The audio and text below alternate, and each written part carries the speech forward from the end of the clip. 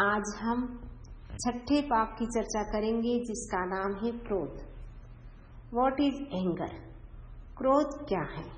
क्रोध एक पॉइजन है। आपके प्यारे प्यारे रिश्तों में दरार कर सकता है। एक पल का क्रोध वर्षों के मधुर संबंधों को तहस नहस कर सकता है। गोदाम को जलाने के लिए एक चिंगारी काफी है, वैसे ही करोड़ों वर्षों की साधना भी क्षण भर के गुस्से से समाप्त हो सकती है।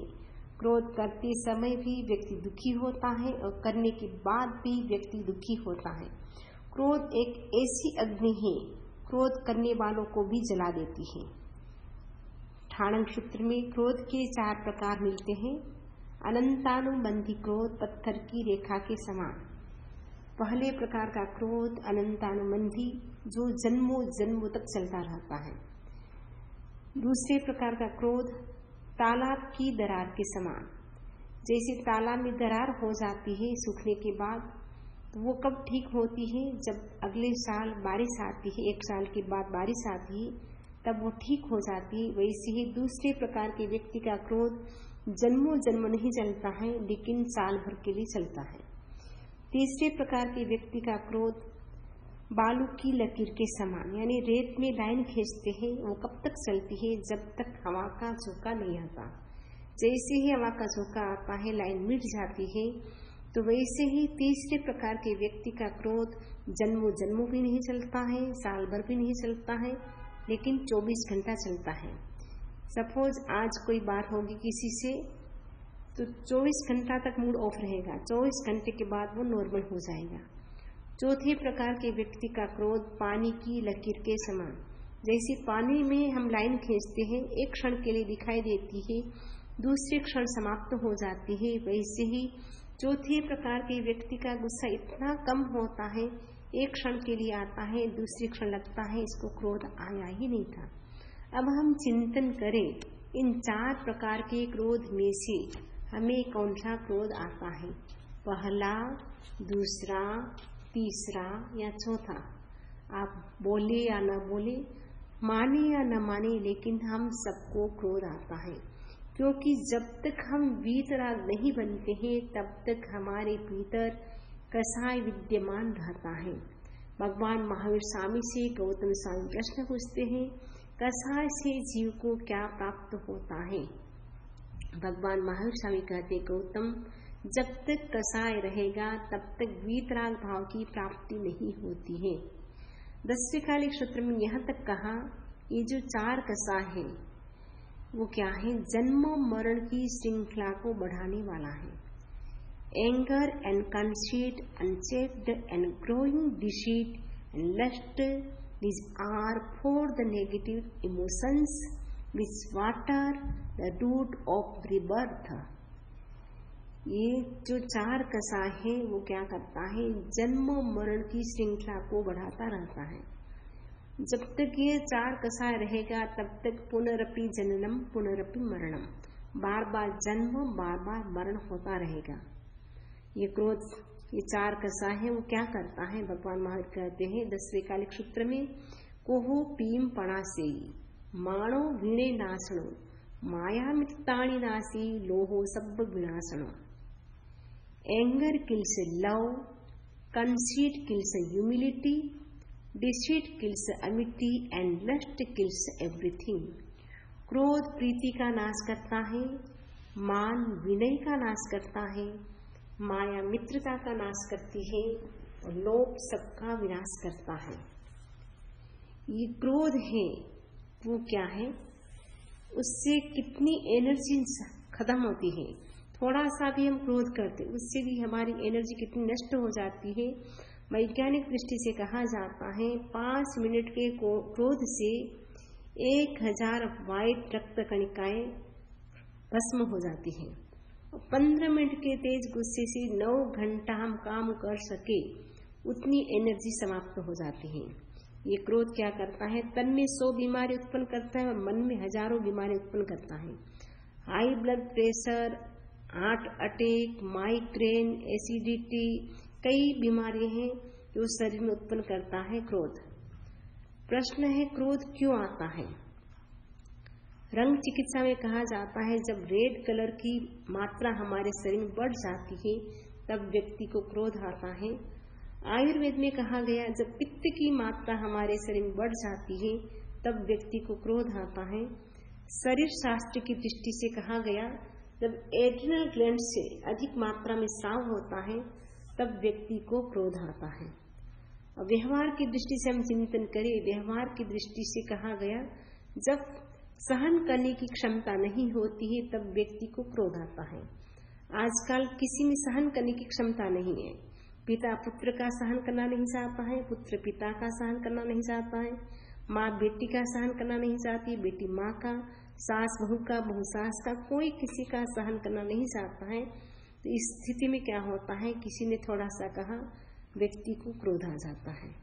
तो व्यवहार की दृष्टि से क्रोध आने का कारण है सहनशीलता की कमी। दूसरा है अति प्रवृत्ति यानी ओवर एक्टिविटी। ज्यादा एक्टिविटी करेंगे उससे क्या होगा, थकान होगी। थकान होने से किसी ने कुछ कहा तुरंत ही आप गुस्से में आ जाएंगे। तो दूसरा कारण है ओवर एक्टिविटी। तीसरा है ओवर एक्सपेक्टेशन यानी अधिक अपेक्षा रखना। जैसे हस्बैंड वाइफ होते हैं, हस्बैंड ऑफिस से घर आता है। इंडिया में तो हस्बैंड कमाता है, वाइफ घर में काम करती है। लेकिन अमेरिका में तो दोनों ही कमाते हैं, हस्बैंड भी कमाता है, वाइफ भी कमाती है। लेकिन कई बार ऐसा होता है जब हस्बैंड सोचता है कि मैं घर जाऊंगा ऑफिस से, वाइफ सब तैयार रखेगी खाना, लेकिन जब देखता है घर में कुछ भी नहीं बना हुआ है, थक कर के आता है, जब वो देखता है कुछ भी नहीं मिला है, उसकी अपेक्षा थी आते ही मुझे सब कुछ मिले, लेकिन न मिलने से क्या होता है, गुस्सा आता है। तो अधिक अपेक्षा रखना भी क्या है, गुस्से का कारण हो जाता है। ईगो प्रॉब्लम, जब अहंकार पर चोट लगती है, किसी ने कुछ कहा, अहंकार पर चोट लगी, तब व्यक्ति को गुस्सा आएगा। नेगेटिव बोलना, किसी ने किसी के बारे में नेगेटिव बोलना शुरू कर दिया तो वो व्यक्ति शांत बैठा है, लेकिन नेगेटिव बातें बार बार सुन करके उसको गुस्सा आ जाता है। प्रतिकूल परिस्थिति, जब तक अनुकूल परिस्थिति है तब तक तो व्यक्ति शांत रहता है, लेकिन जैसे ही प्रतिकूल परिस्थिति आती है व्यक्ति अपने आप को भूल जाता है, गुस्सा करने लग जाता है। अब ये जो क्रोध है, तो क्रोध क्या है वो हमने जाना, लेकिन क्रोध को कब करना चाहिए वो भी जानना जरूरी है। तो किसी ने कहा मुहूर्त देख करके क्रोध करना चाहिए, क्योंकि सबका मुहूर्त होता है। कोई भी आप अच्छा काम करते तो मुहूर्त देख करके करते हैं। शादी भी करना है मुहूर्त देख करके करते हैं, सगाई भी करना है, ऑफिस की ओपनिंग करना है, कुछ भी करना है, आप क्या करते हैं, मुहूर्त देखते हैं। अगर अच्छे मुहूर्त में आप शुरुआत करते हैं तो काम भी अच्छा होता है। वैसे क्रोध को भी हमें मुहूर्त देख करके करना चाहिए कि कब हमें क्रोध करना चाहिए।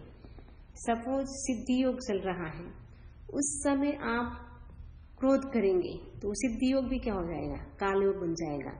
लेकिन काल योग चल रहा है, उस समय आप शांत रहेंगे, वो भी सिद्धि योग बन जाएगा।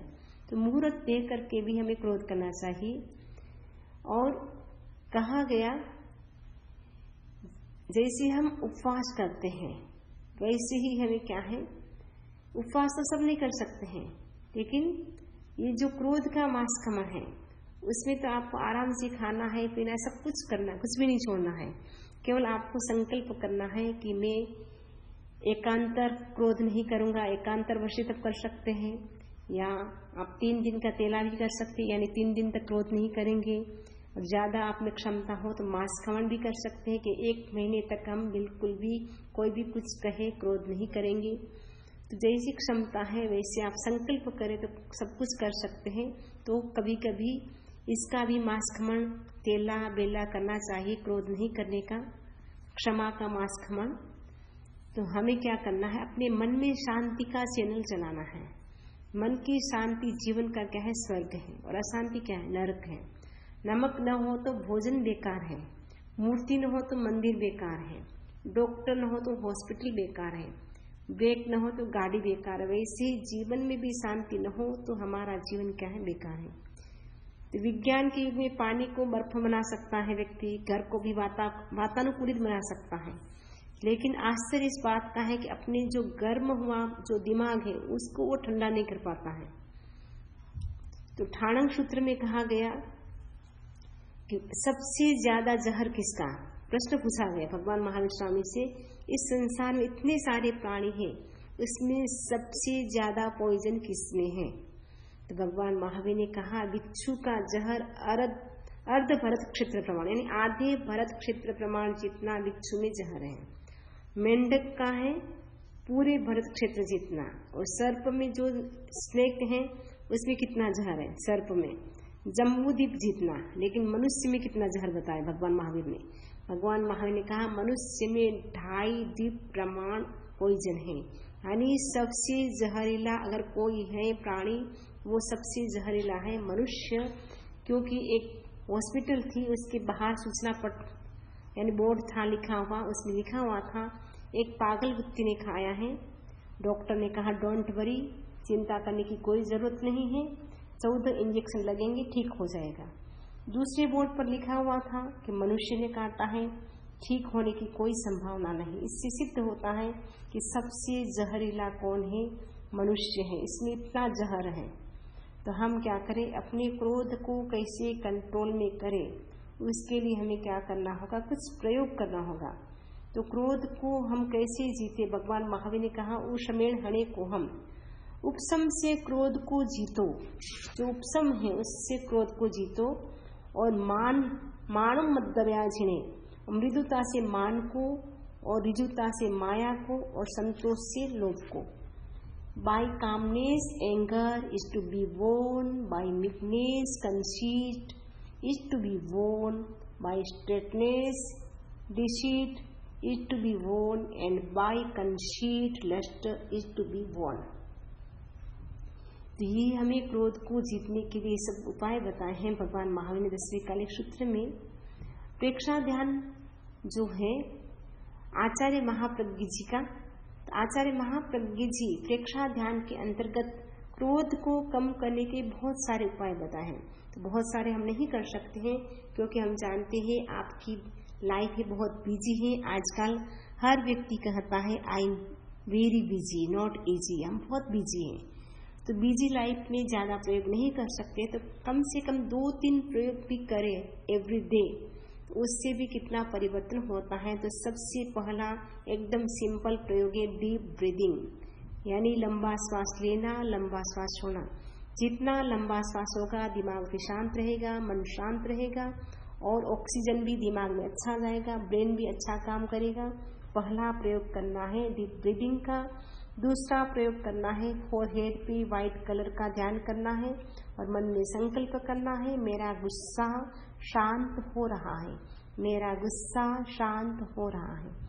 तीसरा प्रयोग करना है मौन का प्रयोग। जब झगड़ा कब होता है, आमने सामने बोलते हैं तब झगड़ा होता है। एक व्यक्ति यदि मौन कर लेता है तो झगड़ा अपने आप शांत हो जाता है। तो तीसरा प्रयोग करना है मौन का। चौथा प्रयोग करना है जहां गुस्सा आया है उस स्थान पर खड़े न रहे और स्थान परिवर्तन कर ले, यानी किचन में आए तो आप डाइनिंग रूम में चले जाए, डाइनिंग रूम में आए तो आप बेडरूम में चले जाए, लेकिन उस स्थान पर खड़े न रहे क्योंकि वहां गुस्सा के कीटाणु फैले हुए हैं। तो यह बहुत सारे प्रयोग है, लेकिन ये छोटे छोटे प्रयोग है, उसको करें तो निश्चित रूप से जो क्रोध है वो हमारा शांत हो सकता है। तो क्रोध अगर शांत हो जाएगा तो मन भी हमारा प्रसन्न रहेगा और क्रोध से जो कर्म का बंधन होता है उससे भी हम बच सकते हैं। इसी आशा के साथ ओम अरहम ओम अरहम।